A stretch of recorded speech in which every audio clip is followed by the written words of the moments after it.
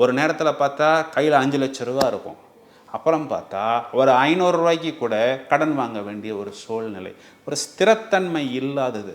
இதனால் பணம் நன்றாக இருக்கும் பொழுது நிறைய செலவழித்து பழகிட்டு பணம் இல்லாத பொழுது கடன், அதுக்கு ஒரு கடன், அதுக்கு ஒரு கடன் அப்படிங்கிறது இவர்களுடைய பெரிய மைனஸ் பாயிண்ட்டு.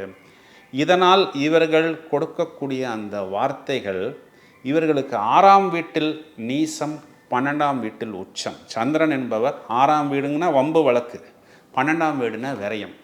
சொந்த வார்த்தைகளால் ப்ளஸ்ஸா மைனஸா, யோகமா அவயோகமா, சந்திரன் வளர்பிறையா தேய்பிறையா, அதுதான் இரட்டைத்தன்மைன்னு நான் முதல்லையே சொல்லிட்டேன்.